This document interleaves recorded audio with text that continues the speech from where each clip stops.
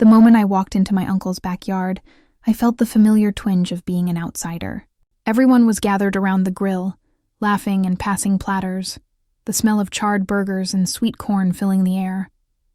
My cousin Jason was already there, leaning against the picnic table with that smirk I hated. Half charm, half condescension. Within the first few seconds, he quipped, "Wow, I didn't know you cooked. Did you bring anything fancy, or just your usual sad sandwiches?" The laughter that followed wasn't cruel exactly, but it carried a subtle sting, and I could see my aunt's slight grin, silently confirming who was the favored child in this family circus. I smiled politely, forcing my tray of salad into my hands, feeling the familiar heat of embarrassment. I tried to brush it off, reminding myself I wasn't here for validation. I had spent years being the quiet, thoughtful one, absorbing every slight, every overlooked effort. Yet the sting lingered as I scanned the backyard. My older cousins tossing frisbees, my younger relatives running through sprinklers, and the adults clustered near the grill, exchanging jokes I wasn't quite part of. Jason's eyes met mine again, a spark of mischief dancing in them, and he called out, "Hey, make sure you don't trip over your own feet on the way to the cooler." The crowd chuckled lightly, and for a fleeting second, I felt completely invisible. Still, I noticed small things others didn't. The way my mom leaned just slightly toward Jason, handing him the first plate of ribs. The subtle nods from my aunt when he made a joke at my expense. The way my father, while smiling at everyone, didn't offer a single word of defense on my behalf. I kept my expression calm, internalizing the familiar mix of frustration and quiet determination. I knew who I was, who I wanted to be, and that this backyard, with its sunlit chaos and subtle favoritism, would be the starting point for a reckoning I wasn't ready to announce just yet.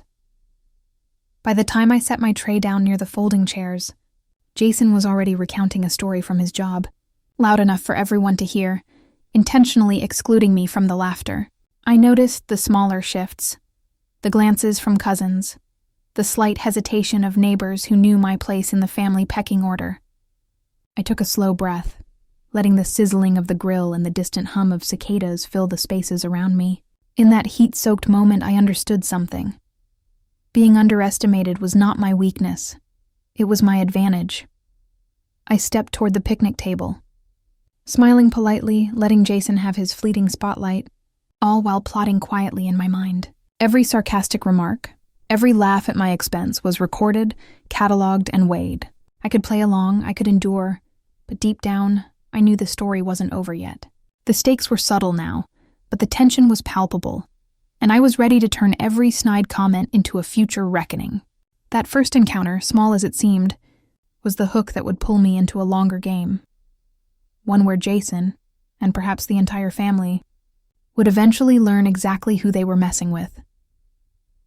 Jason didn't wait long to strike again. During the cornhole game, he leaned over and whispered loud enough for the nearby cousins to hear. "Try not to hit anyone with that pathetic toss. You might actually embarrass yourself. Or worse, me." Laughter rippled through the group, and I forced a chuckle, pretending it didn't sting. My hands shook slightly as I gripped the beanbag, and I could feel everyone's eyes on me. I tossed, of course, wildly off target, and Jason smirked, shaking his head. "Classic," he muttered, as if my failure were some ongoing entertainment. I tried to block it, but the words echoed in my mind, dragging me back to similar moments. My 16th birthday, when Jason got the huge cake, and I received a sad cupcake with a candle that barely stood upright. Or last Christmas, when he unwrapped the gadget I had been saving up for and boasted, "Guess some of us are just luckier." The memory stung worse than the cornhole humiliation because the pattern was unmistakable. He thrived on subtle cruelty, and I had always been the easy target. Later, at the picnic table during lunch, it didn't let up. Jason leaned back, grinning, and said, "Oh, don't bother with the potato salad. You wouldn't know good seasoning if it hit you." A few cousins giggled, and I caught a glance from my uncle, who seemed amused rather than concerned. I felt my face heat up, the familiar mix of shame and irritation bubbling inside me. Why do I always let this happen? I thought. Why can't anyone see how much I care, how hard I try, and how invisible I feel in this family? I remembered my father's quiet words at my last graduation. Praise was sparse, encouragement rarer, and my successes often overshadowed by Jason's antics. Even now at the BBQ, I felt the same smallness, the same subtle dismissal. Yet as the frustration built, a quiet determination began to form. I knew I wasn't weak. I was underestimated, yes, but that meant my victories could be unexpected, even satisfying in ways Jason could never anticipate. When the lemonade spilled slightly from my cup, Jason snorted and said, "Careful. Don't ruin the tablecloth, princess." The group laughed again, and I gritted my teeth, forcing a smile. Internally, I catalogued each slight, each joke, each subtle twist of social power.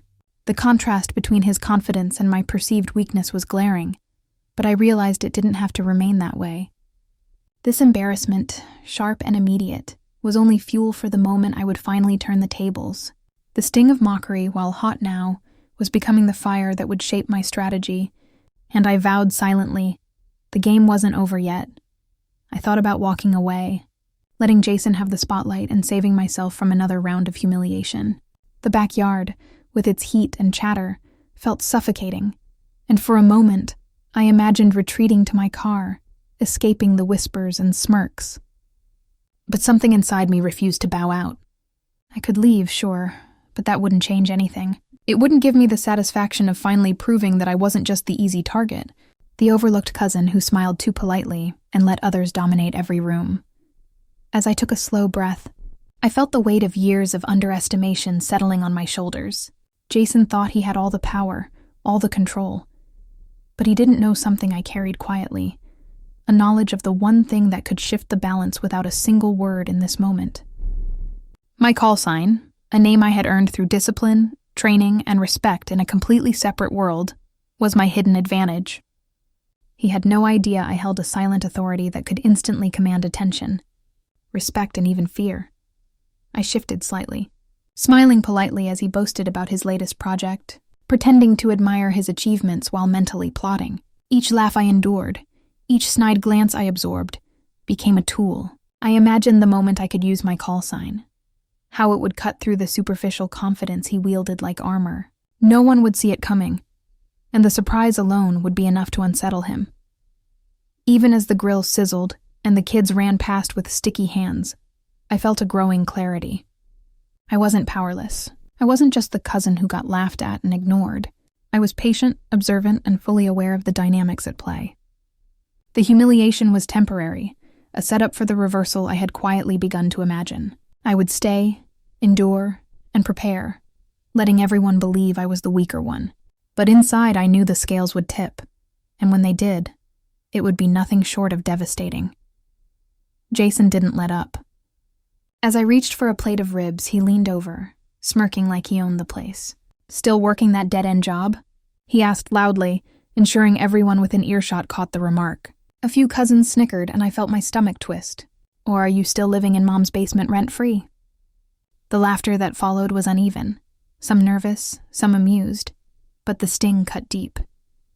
I felt trapped under the collective gaze of family, all witnessing my humiliation yet unwilling to intervene. Every chuckle, every sideways glance reinforced that I was the outsider in this carefully choreographed hierarchy. I clenched my jaw and forced a polite smile, my mind racing. Why does no one step in? I thought. Do they enjoy this? Or are they just used to seeing me as smaller, weaker, irrelevant? Jason's eyes glittered with mischief as he added, "Don't strain yourself thinking. I know it's hard keeping up with the big kids." The audience of relatives murmured and nodded, subtly validating his cruelty without a single word of defense for me. My heart pounded, not with fear, but with frustration and a sharp awareness of how invisible I had been for years. Memories flashed. The scholarship my parents barely mentioned. The birthday gifts I'd painstakingly saved for that went unnoticed. The times I had stayed late at school events only to be overlooked while Jason basked in applause. Each memory layered onto the sting of this moment, and empathy for my own struggle surged. I was tired of being the quiet observer of my own family's favoritism. My blood boiled quietly as I forced myself to breathe. Despite the heat and the laughter around me, I felt a strange clarity. This wasn't just about ribs or cruel jokes. It was a pattern, a statement of my place in this family's social order. But the humiliation, sharp as it was, also sharpened my focus. I realized that staying silent now didn't make me weak. It made me strategic. Everyone was watching, and in their silent judgment or amusement, they were setting the stage for a reversal they couldn't yet imagine. The power Jason flaunted so openly was temporary, and I began to map in my mind how, when the time came, I would flip it completely. As I stood there, pretending to enjoy the conversation, my mind drifted to a different time, a different world where respect wasn't optional. I remembered the long mornings running drills with my father, a Navy SEAL, the way he commanded attention with a single word or a steady look. He had taught me discipline, patience, and the weight of earned authority, lessons I carried quietly, far from prying eyes at family gatherings. I remembered the first time he gave me my call sign, a mark of trust and recognition that instantly changed how others treated me in his circles. It wasn't about fear. It was about respect, credibility built on years of proving oneself. Even now, the memory stirred something powerful. The knowledge of that world, of that authority, was a secret weapon Jason had no idea existed. While he mocked me and displayed his shallow confidence, I held in reserve a name, a connection, and a presence that could shift the balance instantly. Every joke, every whispered insult at the BBQ was recorded, filed, and measured against the leverage I knew I possessed. I smiled faintly, imagining the moment of revelation, the sharp contrast between the cousin everyone saw and the one he would soon recognize. My father's lessons weren't just about physical skill. They were about timing, strategy, and knowing when to strike. In the backyard heat, surrounded by laughter and casual cruelty, that knowledge felt like a pulse beneath my ribs. Quiet, but unstoppable. Jason's confidence was brittle, and I could sense the tension building toward a moment he couldn't foresee. I returned to the present with a steady breath, the flashback leaving me calm but alert. The stage was set. I wasn't just enduring humiliation anymore. I was preparing for a reversal that would be as sudden as it was undeniable. Patience, observation, and the quiet power I carried, my secret, were enough to change everything. I realized that direct confrontation wasn't necessary, not yet. Instead, I decided to let my wit do the talking, letting small, calculated gestures chip away at Jason's perceived superiority. When he boasted about landing a client at work, I tilted my head and said lightly, "Impressive. I guess networking really does pay off, huh?" My tone was casual, almost admiring, but the subtle inflection suggested I knew more than I let on. A few relatives perked up, sensing the quiet edge beneath my words, and I caught Jason's narrowed eyes. For a moment his confidence wavered, though he masked it with a forced laugh. During a casual game of frisbee, I let him underestimate my skills, deliberately missing throws before suddenly making a perfect toss that stunned the onlookers. "Wow," someone muttered, and I smiled faintly, letting the attention shift slightly toward me. Jason's smirk faltered as murmurs of surprise circulated, and I noticed the subtle way a couple of cousins glanced at me differently, as though questioning their assumptions. I could feel a small sense of vindication building inside me. The first threads of power were weaving quietly in my favor. Over lunch, when Jason began recounting a minor accomplishment at work, I interrupted with a pointed question that highlighted a flaw in his story. "Wait, wasn't that project supposed to be under someone else's supervision?" I asked, casually enough to seem conversational but sharp enough to unsettle him. The laughter that followed wasn't entirely in his favor this time. My family shifted slightly in their attention, curious, intrigued, and for once, Jason was the one trying to recover his footing. I felt a rush of quiet satisfaction. These weren't dramatic reversals, not yet. They were subtle, almost invisible to the untrained eye, but they worked. Each small victory, each hesitation I elicited, built momentum. I was no longer just the cousin enduring ridicule. I was a player in a game Jason thought he controlled. The backyard felt different now, charged with tension and possibility. I knew bigger moves were coming, but these first small wins reminded me that patience, observation, and strategy could be just as powerful as shouting revenge across the yard. The subtle shifts in the backyard didn't go unnoticed, though not in the way I had hoped. While my small victories with Frisbee and conversation had rattled Jason, the rest of the family continued to reinforce the hierarchy I had always felt. My aunt lingered near him, offering an approving smile every time he spoke, while I got polite nods and brief glances that barely acknowledged my presence. Even my younger cousins instinctively clustered around him, their laughter favoring his jokes. The contrast between the attention he received, effortlessly, and the constant negotiation I had to perform for a shred of recognition was painfully sharp. Jason noticed my quiet observations and leaned into them, commenting loudly, "Looks like everyone's finally noticing I'm the fun one here. Hope you're taking notes." Laughter erupted again, and I felt a surge of frustration, hot and familiar, bubbling inside me. I clenched my jaw and reminded myself, I didn't need approval in this moment. I just needed awareness, strategy, and patience. They see him as the desired, the charming, the one worth attention, I thought bitterly. And I've always been cast as the rejected, the overlooked, the quiet shadow. The realization stung, yet it sharpened my focus rather than breaking it.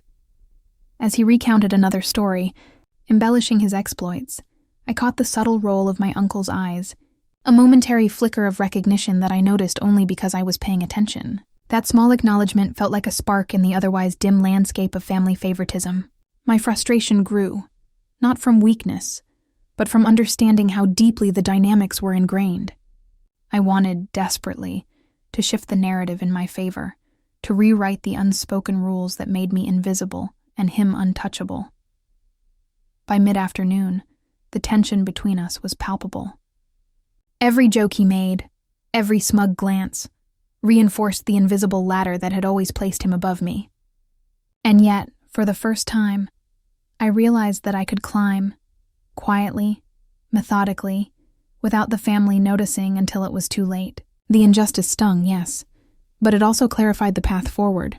My mind began to map each interaction, each gaze, each word, turning them into a blueprint for subtle dominance and eventual reckoning. I decided it was time to push a little further, to see if Jason's arrogance had any limits.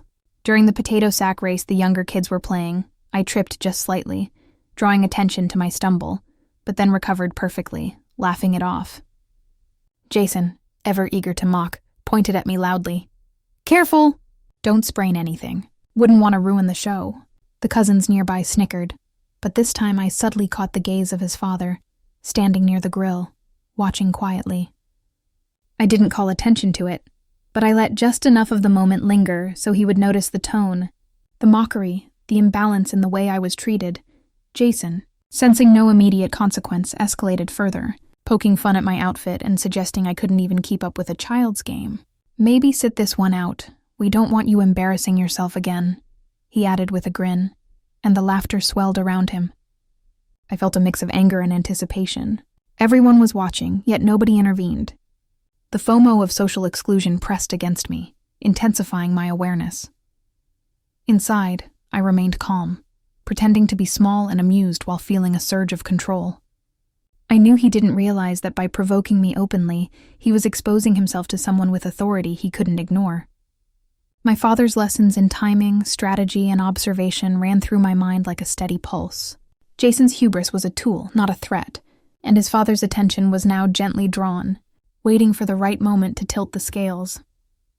As the section of the yard seemed to tense around us, I smiled faintly to myself, a quiet signal that I had planted the seed of recognition. Jason's confidence, so loudly displayed, was becoming brittle, and I could feel the tension building toward a tipping point he couldn't yet imagine. The air between us was electric, and the next move would change everything. Jason, feeling invincible, strutted across the lawn with a plate of ribs in hand, scanning for his next target. His eyes landed on me, and a slow grin spread across his face. "Hey, careful with that fork," he said, loud enough for everyone near the picnic table to hear. "Wouldn't want to stab yourself while pretending to be competent at anything." Laughter erupted immediately, the same cruel blend of amusement and disbelief. I forced a polite smile, letting the insult roll over me like water on stone, but inside, my mind was calculating the moment I'd been waiting for. He continued, leaning closer, clearly enjoying the crowd's attention. "Seriously, do you even have any skills, or are you just the family punching bag?" His words were sharp, but I didn't respond verbally. Instead, I let the silence stretch, a small smirk tugging at the corner of my lips. Then, as he straightened to boast about another imagined accomplishment, I spoke my call sign aloud, crisp and unmistakable. Shadowhawk. The backyard froze. Conversation stuttered. Laughter cut off mid-chuckle. And then his father's head snapped toward me. Recognition flared instantly across his face, a subtle tightening of jaw and narrowing of eyes that made Jason's bravado falter. Apologize. Now, his father commanded, voice calm but loaded with authority. The tone carried across the lawn, resonating with every ounce of training, respect, and command he had earned over decades. Jason's smirk vanished, replaced by shock, then panic. Everyone turned toward the interaction, the atmosphere charged. Jason tried to laugh it off, but his voice cracked under the weight of his father's presence. I didn't mean," he stammered, but the words died in the air. His father's gaze didn't waver, piercing through every excuse, every feigned innocence. I could see the slow realization dawn on Jason. The playground of mockery he had controlled for years had evaporated in an instant. I stood there, composed, letting the power of the moment sink in. The cousins murmured in disbelief, a few older relatives widened their eyes, and I felt a quiet thrill of satisfaction. This wasn't loud, theatrical revenge, but it was effective. The hidden authority I carried, the secret leverage of respect and training, had shifted the balance entirely. Jason, once cocky and untouchable, now faced consequences he hadn't imagined. And the crowd, family included, saw the reversal unfold in real time. For a heartbeat, the world held its breath, and then the murmurs of recognition and awe rippled outward. My call sign had cut through the humiliation, the favoritism, and the arrogance, leaving only clarity and justice. I didn't need to say more. The message was already received. Jason's father had spoken, the balance had shifted, and for the first time in years I felt entirely seen, not just by my family, but by the one person whose presence carried undeniable authority. Jason's confident posture crumpled under the weight of his father's gaze. The backyard, once filled with casual laughter, went quiet, as if the universe itself paused to witness the shift. "You heard me," his father repeated, voice low, controlled, yet carrying a force that brooked no argument. "Apologize now." Jason opened his mouth, stammered, and then froze, realizing for the first time that his usual arrogance meant nothing here. The crowd watched, the cousins leaning in, neighbors craning their necks, everyone sensing that something monumental was unfolding. Sorry?" Jason mumbled, voice trembling, too small to carry the bravado he had flaunted all afternoon. His father's piercing gaze didn't waver. "Louder," he commanded. Jason swallowed hard. "I apologize," he said, shakier this time, his smirk gone, replaced by the raw embarrassment of being stripped of authority in front of everyone. Gasps and murmurs rippled through the family circle. For the first time, I saw him as vulnerable, human, and entirely accountable. I kept my expression calm, a small smile tugging at my lips, savoring the justice without gloating. The humiliation wasn't cruel. It was deserved. Years of mocking, subtle sabotage, and favoritism had finally met their reckoning, and the contrast was staggering. Jason, who had strutted through birthdays, holidays, and casual gatherings as the untouchable favorite, now shrank beneath the weight of public truth. The ripple effect extended immediately. Cousins glanced at me with newfound respect. My aunt's approving smile faltered, and even the younger kids paused, sensing that the dynamic had irrevocably shifted. "Remember this moment," his father added quietly but firmly. "Actions have consequences." Jason's shoulders slumped, and I noticed his attempts at composure failing with each passing second. I felt a quiet surge of empowerment, not the brash satisfaction of revenge, but the profound quiet clarity of justice. The yard had changed, laughter now tilted subtly toward me, admiration and respect replacing the sneers and dismissive glances that had defined my afternoon. I took a slow breath, letting the moment settle in. The sting of mockery, the FOMO, the subtle favoritism, all of it had led to this reversal. Jason had been humbled publicly, and the family's perception of me shifted instantly.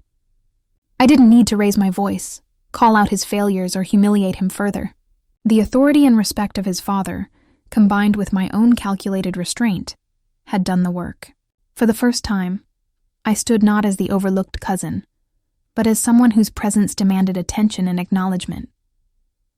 The crowd's murmurs softened into nods of recognition, a few cousins even offering small smiles of approval. I felt a sense of moral satisfaction that ran deeper than mere victory. It was the clarity of fairness, the restoration of balance. Jason would remember this day forever, and I, finally, had the quiet joy of knowing that patience, strategy, and restraint could deliver a payoff far sweeter than any impulsive confrontation. The stage was set, the reversal complete, and for the first time, I truly felt seen and respected. As the murmurs settled and the backyard slowly returned to its usual hum, I sank into a folding chair, letting the weight of the afternoon wash over me. The embarrassment I had endured for years, the quiet dismissals, the sneers and subtle favoritism, it all felt distant now, softened by the satisfaction of justice. I let myself breathe fully for the first time, realizing that restraint had been my ally. By staying calm, by allowing the situation to unfold, and trusting in the authority I held silently, I had shifted the entire dynamic without stooping to cruelty.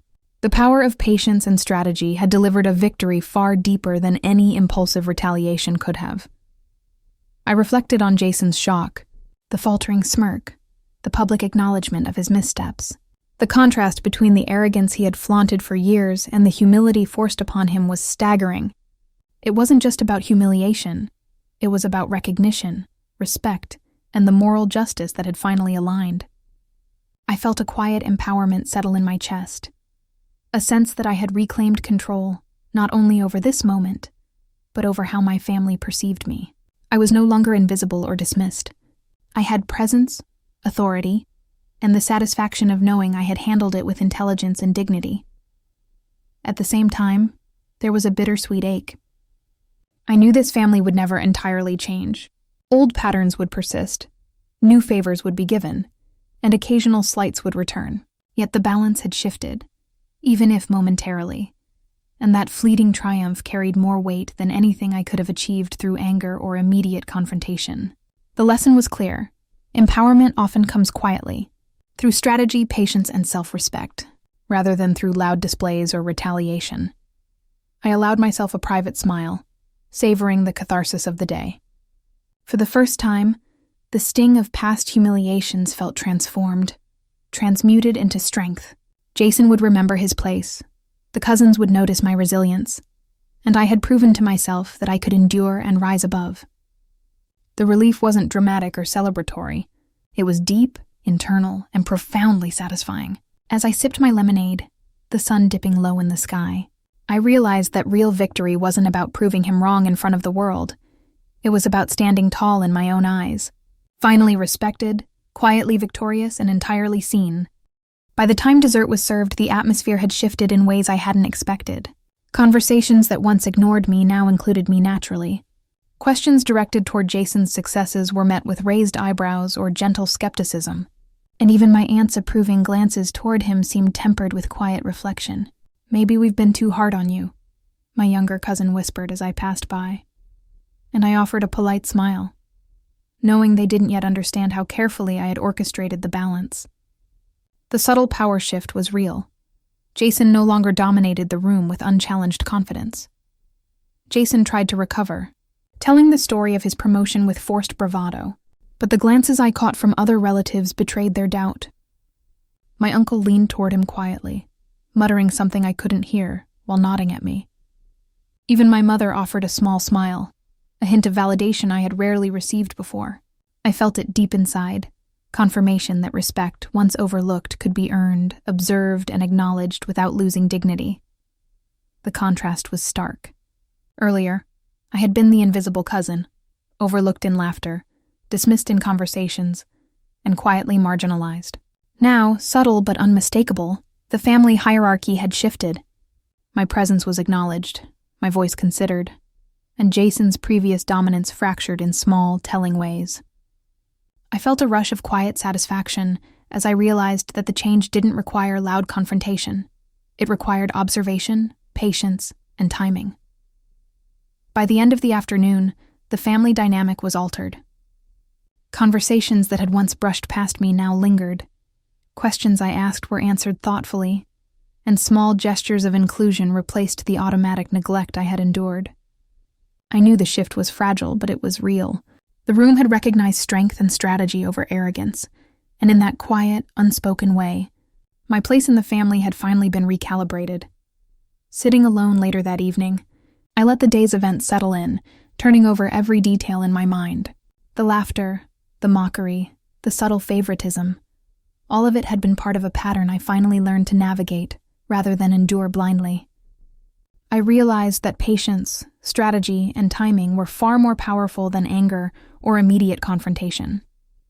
By observing, listening, and choosing the precise moment to assert authority, I had turned years of humiliation into a lesson in quiet, calculated empowerment. I thought about Jason, humbled and aware now of the boundaries he had overstepped. The satisfaction wasn't in watching him falter, but in knowing that justice had been delivered without compromising my integrity. The contrast between his arrogance and my measured response reinforced the lesson. True vindication doesn't require loud theatrics. It comes from intelligence, restraint, and moral clarity. The experience had shifted my perception of strength. It wasn't about dominance or cruelty. It was about understanding the rules of engagement in social and familial hierarchies and playing them with precision. Karma, patience, and subtle power had aligned in my favor, and I could feel the quiet triumph of having navigated both the humiliation and the reversal with dignity and tact. As I reflected, I also understood that this lesson extended beyond family gatherings. Life often favored those who planned carefully, who waited for the right moment, and who refused to let others define their worth. I had been underestimated for years, but by trusting my own judgment and holding to my principles, I had rewritten the narrative. That realization, more than any external applause, felt like true empowerment, proof that resilience, strategy, and moral clarity could yield a victory that was both satisfying and lasting. As the sun dipped low and the last of the plates were cleared, I noticed Jason lingering near the edge of the yard, his usual swagger tempered by caution. He glanced my way, eyes flickering with a mix of irritation and reluctant acknowledgement. It was subtle, almost imperceptible, but I sensed a shift. The cousin who had mocked me so openly was now recalibrating, measuring, and perhaps even considering that I wasn't someone to underestimate again. I allowed a faint smile to curve my lips, understanding that respect, once earned quietly, often lingered longer than the loud applause of immediate victory. The family's chatter continued around us, but the dynamic had undeniably changed. Jason's careful observation, paired with his unspoken realization of my patience and strategy, created a tension charged with possibility, one where future interactions would be tempered by awareness rather than assumption. I left the backyard that evening with a sense of quiet triumph, knowing that the scales had been balanced and that I had achieved recognition without sacrificing dignity. Yet the soft, lingering uncertainty in Jason's eyes hinted that this story wasn't entirely over, leaving both him and the rest of the family with a subtle reminder: underestimate me at your own risk. The afternoon's events had been a lesson in justice, patience, and power, and the echoes of that lesson would carry far beyond the backyard, leaving a FOMO-filled suspense for anyone observing.